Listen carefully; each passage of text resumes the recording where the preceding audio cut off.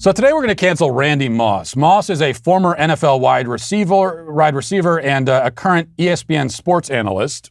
We already know that most ESPN sports analysts are far-left weirdos, but the other thing to understand is that most ESPN sports analysts are embarrassed about being ESPN sports analysts.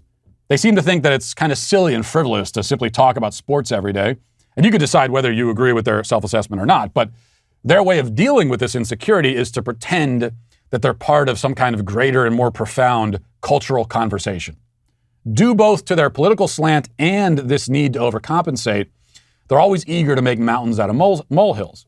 They're always looking for places where the events on the football field might intersect with larger societal issues. The problem for them is that the two things rarely do intersect, which means that they have to work a lot harder to draw the connection. And speaking of molehills, it was revealed last week in a stunning and earth-shattering expose in the Wall Street Journal that current Raiders head coach John Gruden sent an email 10 years ago where he made fun of another guy for having big lips. And the other guy's black, which of course makes it not only racist, but a hate crime of historic proportions. John Gruden stands alongside history's greatest monsters, Hitler, Pol Pot, Donald Trump, all because he remarked on the size of another guy's lips. Now, for a little background, Gruden was himself a commentator on ESPN at the time that this email was sent in 2011.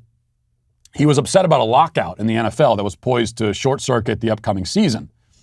And Gruden put much of the blame, for whatever reason, on executive director of the NFL Players Association, DeMaurice Smith. Venting his frustration in a private email, Gruden wrote, quote, "Dumb Morris Smith has lips the size of Michelin tires." That was it. That's what he wrote. 10 years later, and this one sentence has led to great controversy and backlash and people calling for him to be fired and everything else. Now, Gruden has, of course, apologized publicly and profusely for making the comment about the guy's lips. He says that he didn't mean it in a racist way. In fact, he says that he meant that Smith has rubber lips, hence the Michelin reference, which is an expression that means somebody is lying. So he thought that Smith was lying about this whole lockout situation. Gruden has issued several statements assuring the public that he's not racist, that he doesn't have a, quote, racist bone in his body, that he's deeply, profoundly, profusely sorry for all the millions of people who've been somehow hurt by a mild insult he wrote in a private email 10 years ago. He's said all of this. Of course, it doesn't matter at all. Nobody cares about the apology. They still want him to be fired. For DeMaurice Smith's part, he took a bold and heroic stance when reached by the Wall Street Journal. This is the statement that he gave. He said, quote, "This is not the first racist comment that I've heard, and it probably will not be the last. This is a thick-skinned job for someone with dark skin, just like it always has been for many people who look like me and work in corporate America. You know, people are sometimes saying things behind your back that are racist, just like you see people talk and write about you using thinly coded and racist language. Racism like this comes from the fact that I'm at the same table as they are, and they don't think someone who looks like me belongs. I'm sorry my family has to see something like this, but I would rather they know. I will not let it define me." How inspiring. Now, if that were me, and the Wall Street Journal contacted me about an insult that some guy had said about me to some other guy in an email in the year 2011, my statement would have been something like, what? Why are you asking me about this? He said my lips were big in the year 2011. Okay. And that would have been my statement, but that's only because I'm an amateur. DeMaurice Smith is a professional. He was ready to milk this particular cow for all it's worth. And that brings us finally to Randy Moss. Moss was part of the Sunday NFL Countdown show on Sunday morning, where typically they're supposed to talk about the upcoming games and give their mostly arbitrary predictions for which team is going to win and how many yards various players are going to gain and so on. But this whole matter of the email and the Lipgate, as I've come to know it, provided the assembled cast with an opportunity to have a very important conversation. And they always want to have very important conversations. And Randy Moss, more than any of them, was ready for it. Listen to this. Obviously, there's going to be a lot of emotional responses to this. Teddy, I hear you saying basically, if you were in that locker room today, you kind of just put your head down and you think of him as the leader in terms of the decision maker, but not necessarily a leader you respect. I'm curious from your perspective, Randy, if you were in that locker room today, would you be able to play for him? You know, to speaking to Teddy's point, you know, basically you hear us talk about we got a work to do, we got a job to do, and that's to provide for our families. And Teddy hit it right on the head of just putting your head down and going playing football. You know, I speak about the game of football. I fell in love with the game of football, Sam, at 6 years old. And I get emotional talking about it because of situations like this. My civil rights were kind of messed with in high school over the color of my skin. And now being able to play 14 years in the National Football League, to have something like this of a leader. We talk about leadership. We give guys these big contracts because they want to be able to lead 70 men, coaches, equipment staff, and managers to the number one goal, and that's to win a championship. And for us to be moving back and not forward in 21st century, like I said, man, National Football League, this hurts me. The clock is ticking, man. It's a good thing I wasn't in the room for that panel, and not that they would invite me on a Sunday NFL Countdown panel, but how can you even keep a straight face? I would have to interrupt and say, dude, are you crying? Are you crying right now?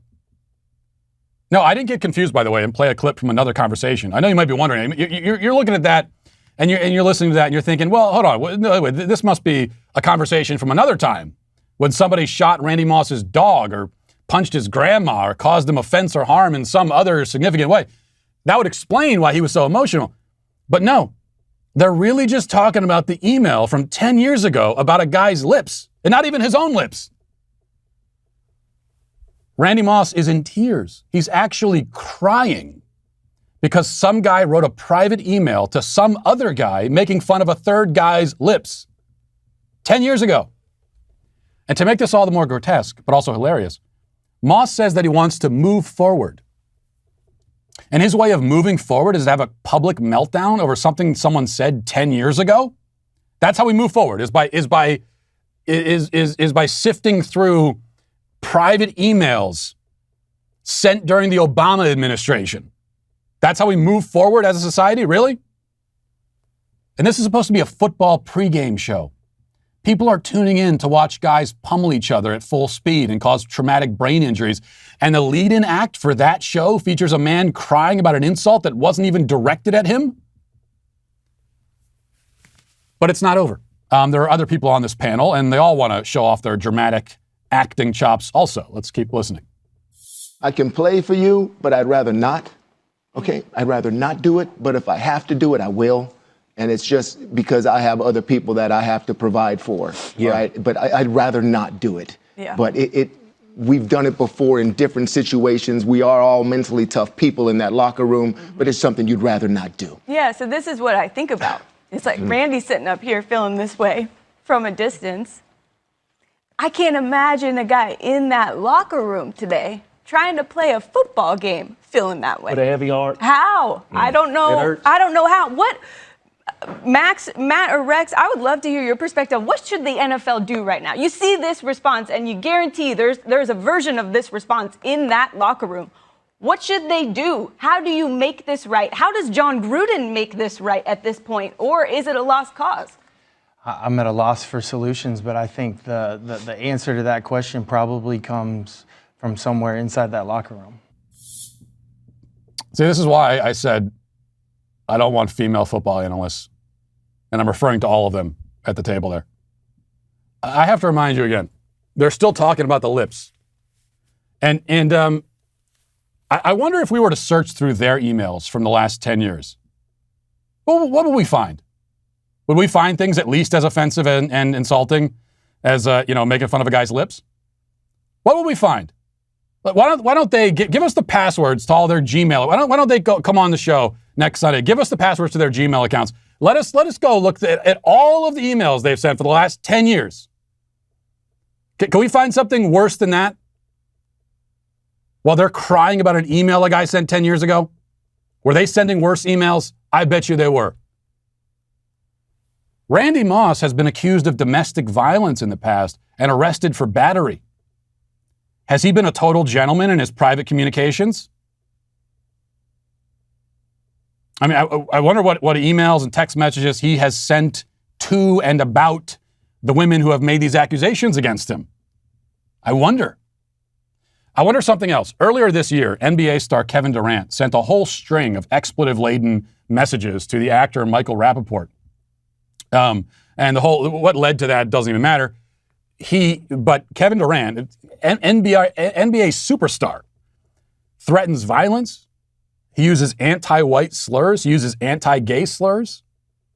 And these were messages he sent to someone in reference to them this year, not 10 years ago. Were there any tearful segments on ESPN about that? If I were to go back and look, would I find a whole panel of sports analysts reduced to tears, consoling each other over the trauma that Kevin Durant's words inflicted upon them? I don't think so. What about Randy Moss? Did he have anything to say about Kevin Durant? Again, no. And that's because this is all a game. I mean, Randy Moss doesn't play the game of football anymore, but he does play this game. You know, he has gone from the game of football to the victimhood Olympics. And he has gotten so good, and he was a great football player. Nothing could take that from him. And it turns out he is great at victimhood Olympics too. Randy Moss is the Randy Moss of the victimhood Olympics. When he has managed to make himself the victim of an email that someone sent 10 years ago, making fun of another guy. Incredible. And yet, even so, I must say that today, Randy Moss is canceled. Listen, hit that subscribe button right now. Do it right now. I thank you for your compliance. It is somewhat appreciated.